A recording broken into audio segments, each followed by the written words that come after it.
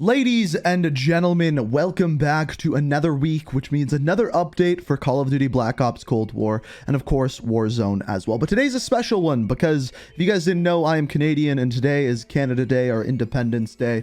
And for those of you this weekend who are from America, you'll be celebrating July 4th. Have a great time, be safe out there.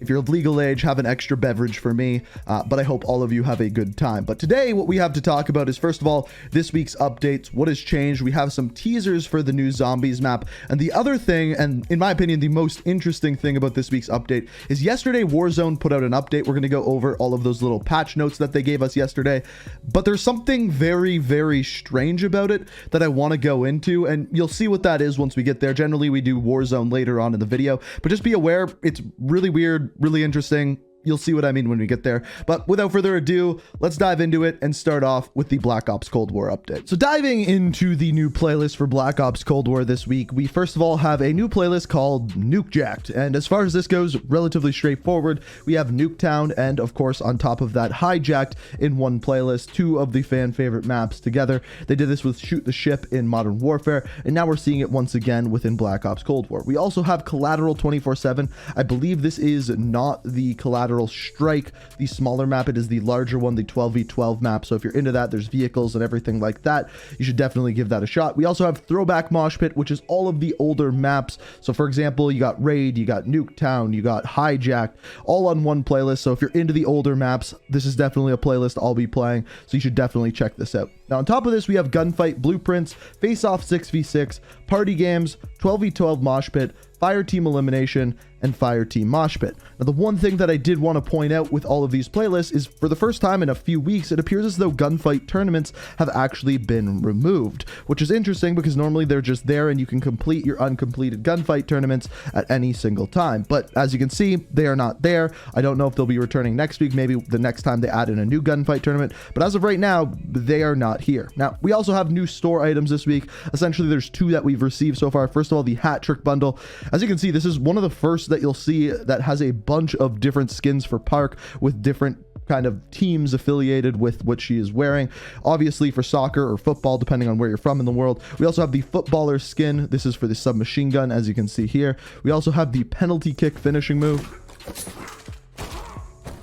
Pretty cool. The red card gesture, which I do actually like. The reticle, emblem, and calling card, all soccer or football related. The other one that we have is the new operator called Salah. With this one, you get the liaison skin, looking pretty cool, but that is actually not the coolest part of this character, and it is his finishing move.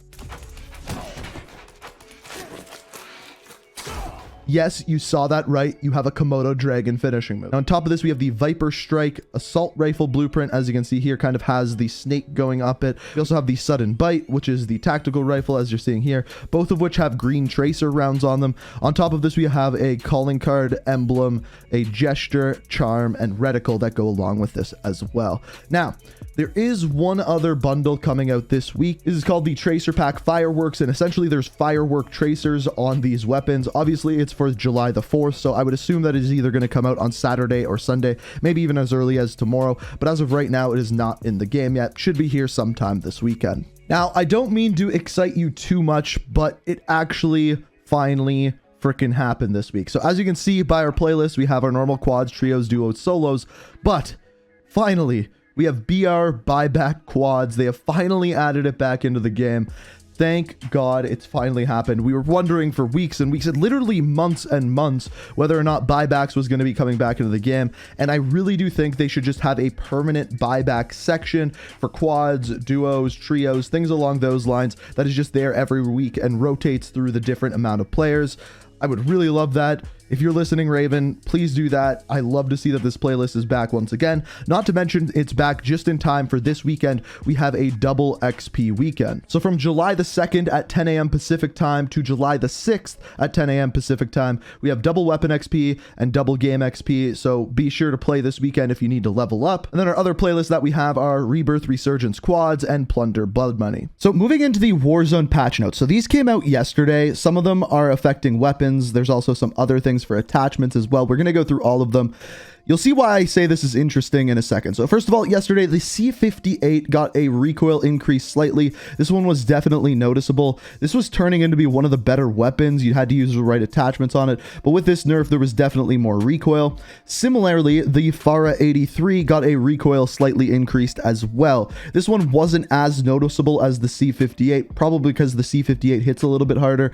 The Pharah is still a good weapon after this, but just know you're going to have a little bit more recoil there. And then on top of this, the nail gun, the maximum damage range decreased by 39%, which is a pretty big nerf. The weapon is still really good. Basically, this is just your up close weapon anyway, so use it within 10 to 15 meters and you're still going to be in a very good place with this weapon. Moving on to the attachments, these are all for barrels. They're kind of interesting. So first of all, we have the Ranger barrel for all assault rifles except the AK-47 and XM4. The vertical recoil control was decreased from 15 to 10%, with the takedown barrel for all assault rifles except the XM4 and the AK-47. The horizontal control was decreased from 15 to 10%. Now for the reinforced heavy, match grave, VDV reinforced for all assault rifles and LMGs, the vertical recoil control was decreased from 7.5% to 5%, and same with the horizontal recoil, so a nerf there. And finally, for the Task Force Spetsnaz CMV for all assault rifles and light machine guns, the recoil control was decreased from 15